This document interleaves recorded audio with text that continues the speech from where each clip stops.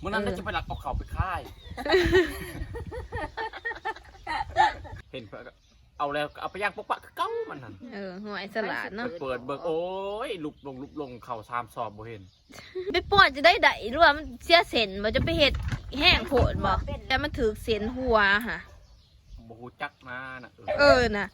ห้องสองนั้นเพิ่นเฮ็ดดูเฮ็ดเก่งในทุกคนอ้าวกราบสบายดีเบิดสู่ขู่สู่คนมื้อนี้สิมาสัมภาษณ์บ่าวสุกกับเมียเพิ่นทุกคนเอ้ยมาสัมภาษณ์เรื่องเมียเพิ่นนี่แหละมาหาเพิ่นหลายเทื่อหลายที่หลายกะมีแนวของใจเนาะวันนี้ก็สิมาสัมภาษณ์กำลังไซนี่ได้ยินข่าวว่านอนตื่นสวย นอนเบิดมือกับบ่ลูกแม่นบ่ โดย เป็นอะไรสมว่านอนตื่นสวยเดี๋ยวนี้คือวังหันน่ะเพิ่นบ่ได้เป็นจังซี่ติ โอ้ยเอาหันนั้นดุมัน วังหันยังดูมันเนาะ อันเดียวนี้มันแต่นอน เดี๋ยวนี้หันดูแต่นอนโดย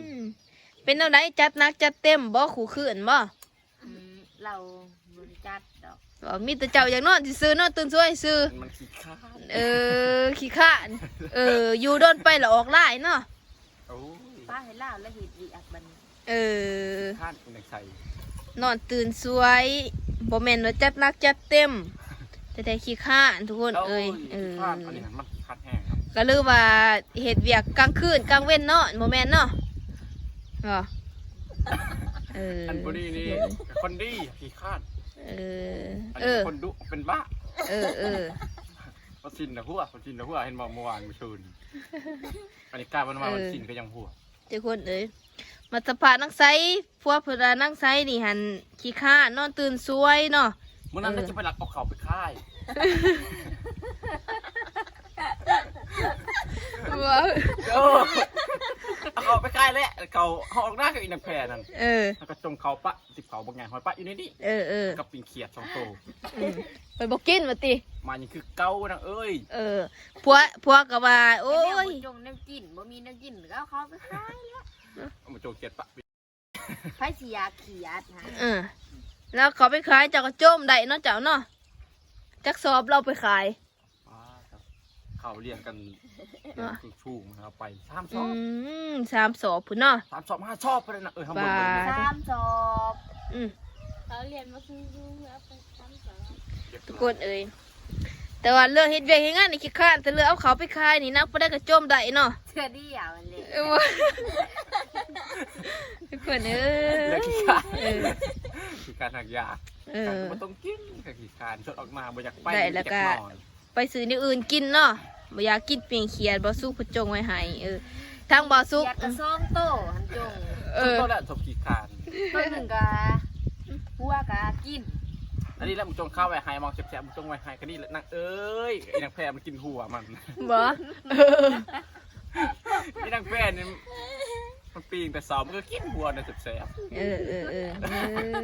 หัวเนี่ยจะเสีย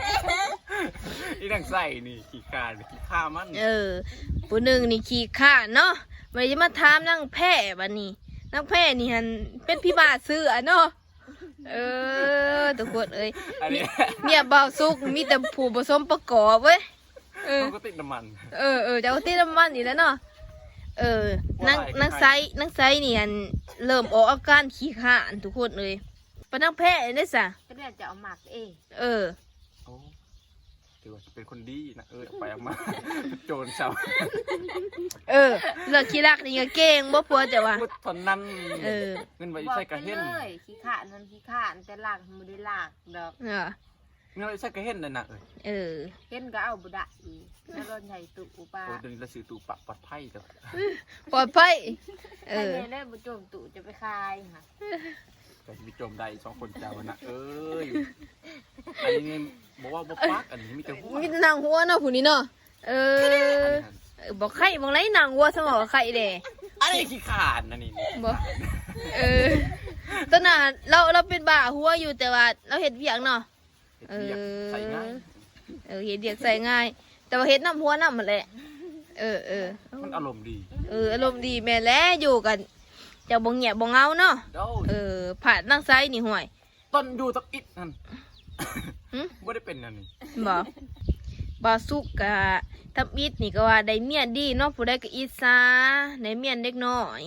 ได้เมีย2 คน3 คนผู้ใดก็อิจฉา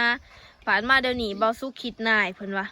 เมียเริ่มออกอาการล่ะผู้หนึงกันขี้ขลาดนอนตะเว้นเพ่นก็บ่ตื่นคัดตัวเขาปะไอ้กินมันยังบ่ได้กินแถมขี้รักเก่งอีกขี้ขานเพิ่นก็บ่ได้ซื้อกินเขาเขาก็บ่ได้ก่อยกินเนาะขี้ข้างก็เนาะแต่ว่าขี้รักเก่งบ่ตัวกินเงินกินเงินหลักเขาไปค่ายบางผู้หนึงกะออกอาการคือกันทุกคนเอ้ยมันสะพาดทุกคนเอ้ยมื้อนี้ว่าเป็นจะได้ยินบ่าวสุกเพิ่นจมมาแล้วโอ้ยเมีย2 คนนี่จังไดดีเด้พุ่นน่ะบัดเมียเก่าเจ้าเด้ผู้สาวลิมนี่เป็นจังไดอันนั้นมันไข่บ่ไข่ก็หมู่บ่บ่ได้ปากบ่ได้ปากบ่ได้มาหยังบ่จักแล้วมันไปก่อนเราอยู่นำกันก็คือกันนะบ่ติดเสือกันอีกเนาะผู้ดาหันเป็นบ้าหัวทุกคนเลยนี่ก็วิทย์วันศีลแหละกะตั้งแต่งุ่มปะแล้วไม่แต่อยากกลัวโอ้ยอันแรกเมื่อวานนี้นั่นเขาถามมันวันเป็นนาเขาไปเล่นนักแข่ไปได้ถึงอยากกลัวรอจะไหนอยากกลัวมันว่ามันสิ้นแดนมันอยากกลัวเป็นอยากกลัวเลยเนาะมันมาอย่างในทางยังอยากกลัวนะใกล้เกือบใกล้กับที่เขาหัวใบไม้ติ่งกับหัวบ่ประจักษ์น้ำมันไม่ใช่อย่างกับมิตรอยากบ่นางแพมันเป็นอย่างนั้นหรอบ่เฮ็ดยังไงจากหัวแล้วเนาะแรกจากลายน้ำมันจะไปห้องหมอกับบ่ฮับจะเฮ็ดจากลายกับมันไปห้องหมอกับบ่ฮับเนาะปูปะยังมันแห้งแห้งแต่ว่ามันบ่แล่นอันนี้คนจะมองเก้าอันนี้บ่แล่นเนาะบางคนแล่นเลาะกลางบ้านนี่จะได้จับบ่นี่ก็บ่ผูกไว้ขายในที่1บ่อยากตื่นเจ้าก็บ่ปลุกซะ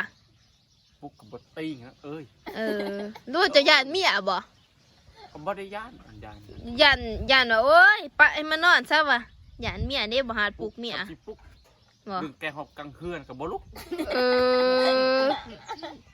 นั่นเนาะอันนี้แหละเฮาอันเจ้าก็แฮงเว้าให้เมียหัวเนาะเมียแฮงมักหัวดุนะบ่ทำอีนี่ดูเนาะดุบ่เป็นเจ้าเฮ็ดการบ้านให้บ่จักอีนางแปะกันดุอีนางใส่กันดุอยู่มาการ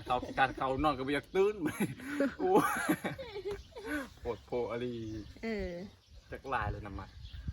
เจ้าก็ยังส่งทั่วเทิงอยู่แต่ว่าการบ้านกันนะโอ้ยธรรมดานะธรรมดาบ่คู่มื้อนี่บ่เฉพาะดอกก็เลยจะขี้ขาจะบ่เฮ็ดคือเก่าล่ะขนาดเจ้าก็ยังมีมือถอยพวกเราก็ถอยกันเลยเห็ดเวียกเห็ดงานกันแม่นมั้ยล่ะ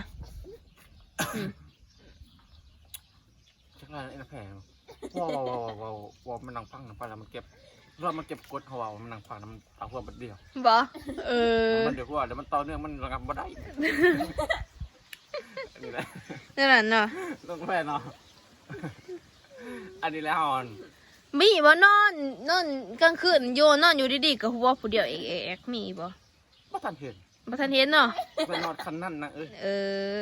นอนคันนั่นแล้วเอาหมอนยัดใส่ปากเลยดิจากไรวาน้ำเมียเบาสุกเนาะเป็นไปแหละเด้เหตุจังใดเดี๋ยวบัดนี้ถ้าว่าบ่เศร้าก็พาไปหาหมอเด้อไปปิ่นไปปัวไปทำเพิ่นแต่ว่าเป็นมาจะได้เมียข่อยนี่จะมาหัวเลยอยู่ว่าสิเด้ออันนี้ทุ่งมาบ่ฮับไอ้น้ำแข็ง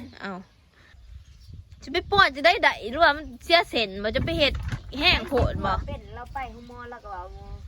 จังได้บ่ว่าสุก